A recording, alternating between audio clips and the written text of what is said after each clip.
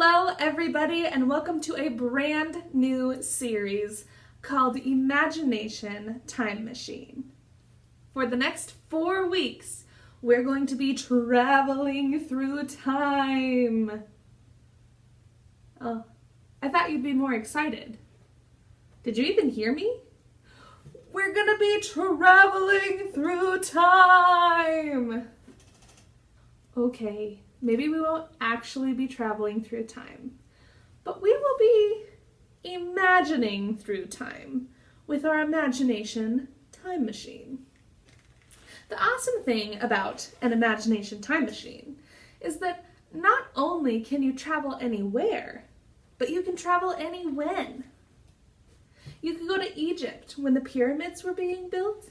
You could go to the moon when Neil Armstrong first stepped on the surface. You could even go to the hospital on the day you were born. How cute. But during the Imagination Time Machine series, we're going back in Bible times to experience firsthand what it was like to be an Israelite living in the Promised Land. I think you're ready for the Imagination Time Machine. Hello, everybody. My name is Max. I'll be your guide in the ITM. That stands for Imagination Time Machine. There are some rules you need to follow for a safe trip in the ITM. First, close your eyes when I tell you to, and don't open them until I tell you to. The ITM projects in the darkness. If you open your eyes, its projection system shuts down. Second, follow my imagination instructions closely so you don't get lost. I'm setting the imagination destination right now. Location, the city of Jericho. Time, 1406 BC, right before the Israelites cross into their new home. Alrighty then, this would be a good time to close your eyes and imagine you're rocketing through time and space. We're here! Imagine you're standing in the ancient city of Jericho. Whoa!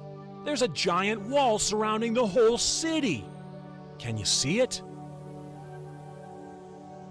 Inside the walls are houses and shops, and streets filled with people walking in every direction. Imagine all the noises coming from the street. Imagine the smell of sweetbreads mixed with dirty animals. And look! There's a woman sneaking 2 men into her house. The woman's name is Rahab. She lives there. But the 2 men don't. They're spies from Israel. The city of Jericho stands in the way of the Israelites moving into the Promised Land. So the 2 spies have come to find out how easy it will be to take the city and enter into the land that God has promised them. Quick! Hide!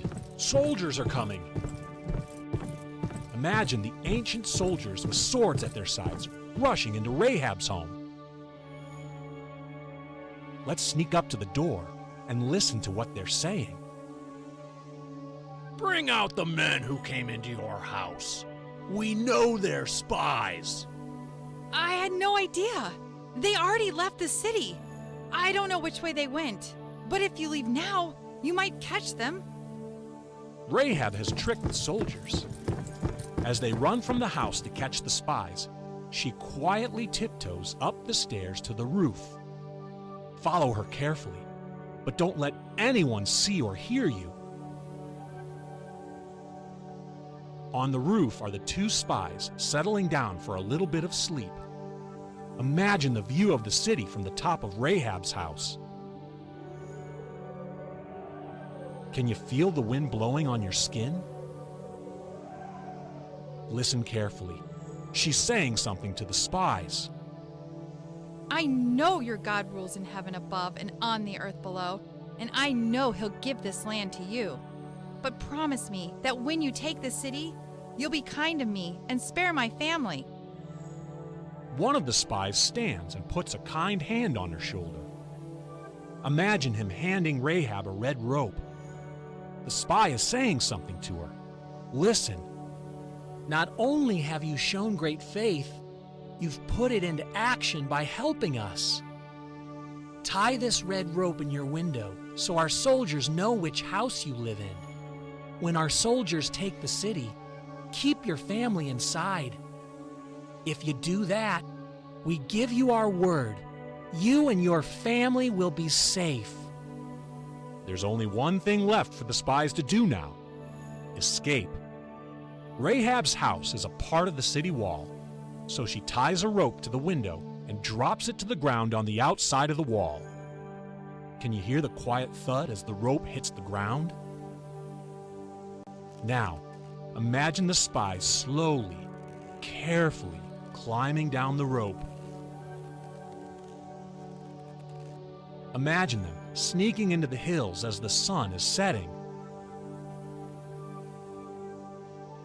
A while later, with the blow of some trumpets and the shouting of soldiers, God brings down the wall surrounding Jericho, and the Israelites rush in. But because she believed in God and helped the spies, because she put her faith into action, Rahab and her family are kept safe. Hey, speaking of safe, we better get back to the imagination time machine before it's too late and we get stuck here forever.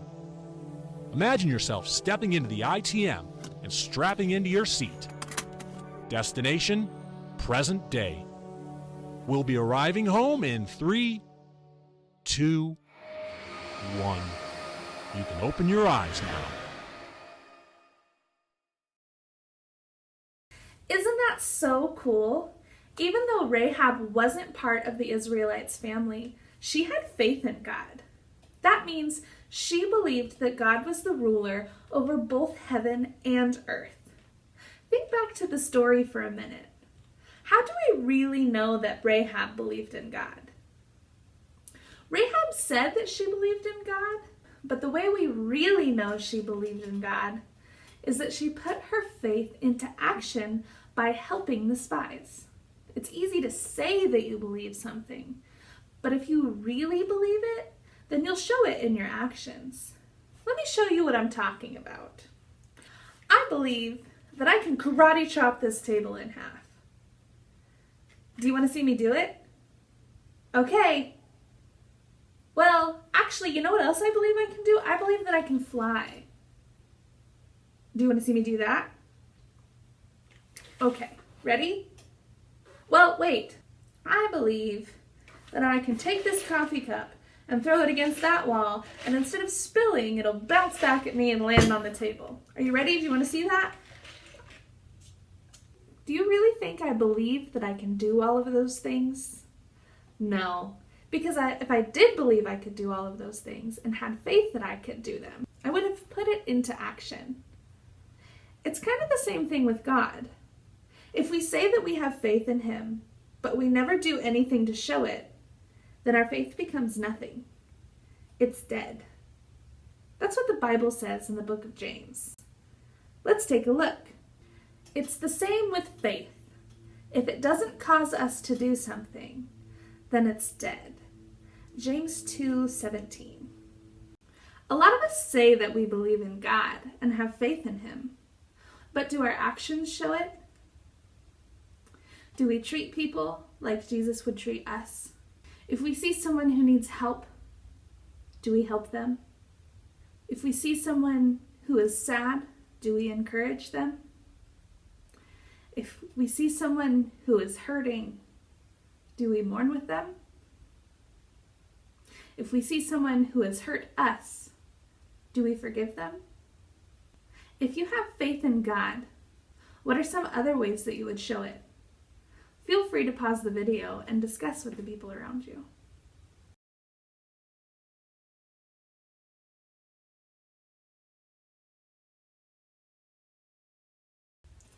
Now, doing all of those good things is really important, but it's not what gets us into heaven. Only our faith in Jesus does that. But if our faith in Jesus never leads us to change our lives, or love our neighbors, or forgive our enemies, then our faith might be dead. When you love Him and follow Him closely, you cannot help but show it. I want you to close your eyes and imagine one last thing. I want you to imagine yourself putting your faith into action this coming week? What could you do to show the people around you that you have faith in Jesus? Is there someone who needs help or encouragement or forgiveness? Take some time and pause the video and imagine yourself doing that.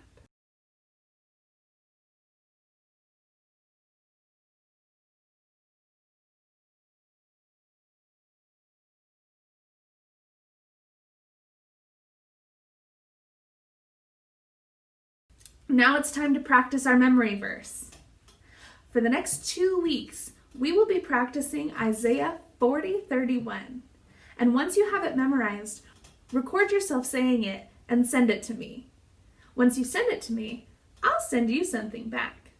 Okay, are you ready? Here we go. Isaiah 40:31. But those who hope in the Lord will renew their strength. They will soar on wings like eagles. They will run and not grow weary.